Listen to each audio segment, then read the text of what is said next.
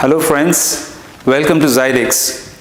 Today we are here to talk about Zydex patented 100% reactive organosilane chemical. Zydex penetrative nanotechnology is for permanently changing the polarity of surface hydroxyl ions in order to change them from hydrophilic to hydrophobic. We are here today to see the visible effect of this innovative treatment on various types of building materials. We are all aware that most of the damage takes place due to water ingress in building materials. So let us see what is the effect of Zydex nanotechnology on them. So let us find out what are the different kinds of building materials in these kits. In this first kit, here we have a dropper. You see this is a concrete block, a miniature concrete block. Here we have a piece of plaster, a small piece of plaster.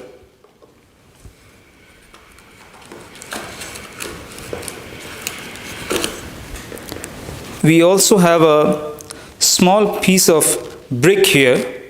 This is a miniature brick. Apart from this, we also have various types of soils which we have treated with our technology. This is a yellow soil. Here is a sample of black soil.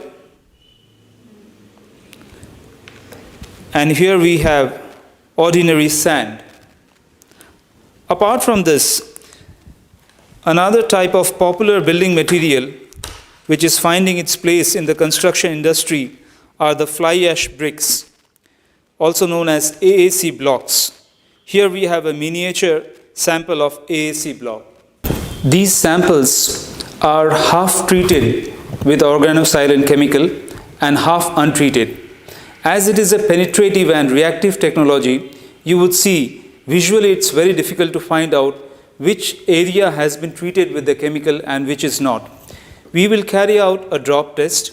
Here we have some ordinary drinking water with us, and we will put a small drop on these building materials in order to find out which side of these materials has been treated. As we put this drop on this brick surface, you would see this is what you would normally expect, that the water gets absorbed inside the brick.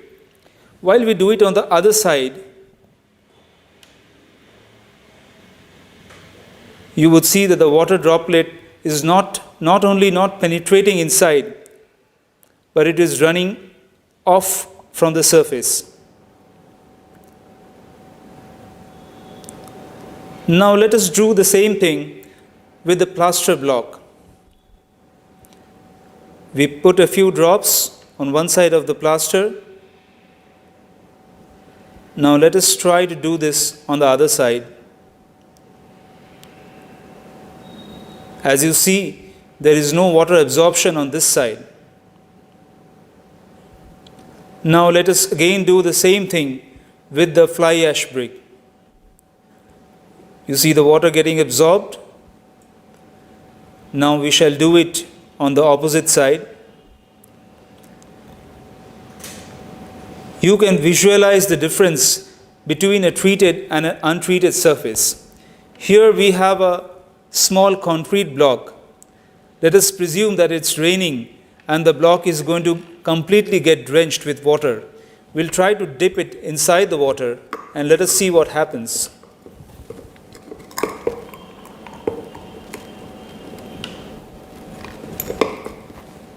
Here you would see that the untreated side is getting wet, whereas the treated side remains dry. That is the difference between a treated and untreated surface.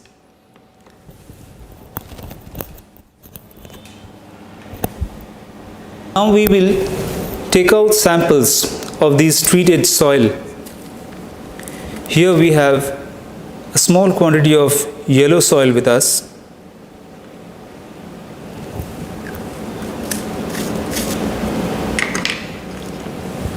We have some quantity of black cotton soil. this soil is supposed to be highly water absorbing.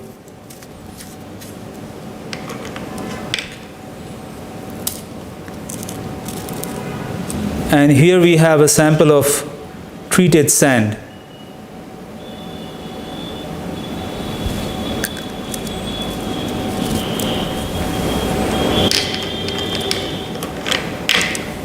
Let's make a small indentation on the surface so that it can contain and absorb water.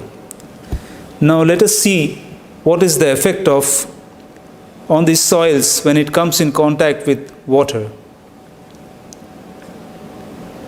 As you can see on this yellow soil, you have kept a small drop of water on top of this.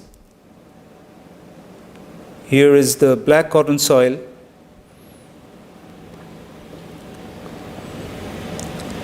And here we have ordinary sand. As you would observe, there is absolutely no absorption of water by these soils.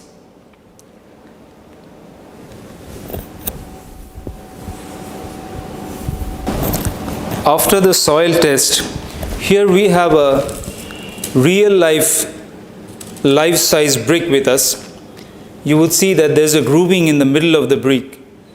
One side of the brick we have treated with our organosilane nanotechnology, and another side is left untreated. Now we would do a time test on this sample and would see how capillary rise of water affects on this particular brick. We would make a pool of water in front of the brick and allow it some time and observe what are the changes that are taking place.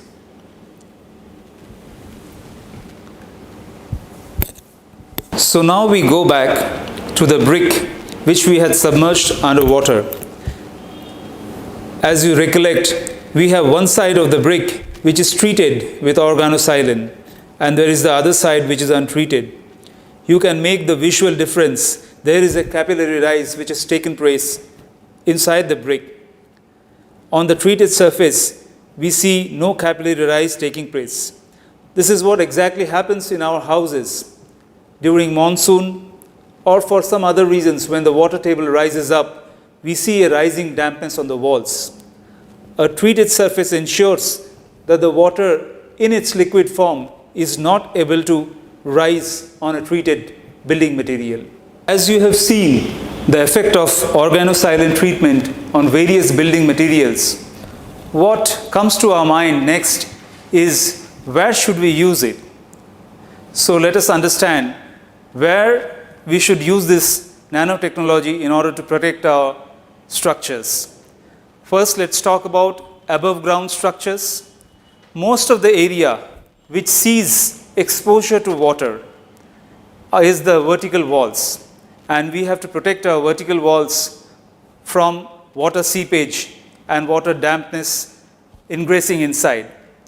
We have our terrace, which is another area which observes not only direct exposure to water, but it also sees standing water during heavy rains. That is one area which can be treated with this chemical. We have inside the building, we have sunkens, we have the wet areas, which is the toilets and bathrooms. We have our verticals outside the structure, some podiums. Those are the areas which directly sees water.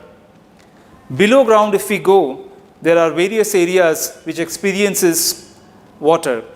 At the foundation soil, from the blind side, we would, as we have seen, that there is capillary rise of water takes place through the soil. So the foundation soil can be treated with this technology.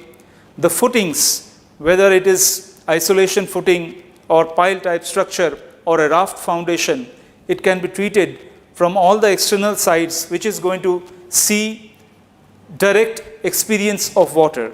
We have the retaining walls, we have the basement sides, where even waterproof soil can be used for backfilling. This nanotechnology can be used to protect a building, to make it completely water insulate from 360 degrees. After doing this treatment, we can always do the conventional application of paints or waterproofing technologies, membrane technologies for further protection. But this ensures that you have a substrate which is completely non-water absorbing, and by stopping water ingress into the structure, we are tremendously deaccelerating the aging of the concrete structure. Thank you so much. Thank you for being with us.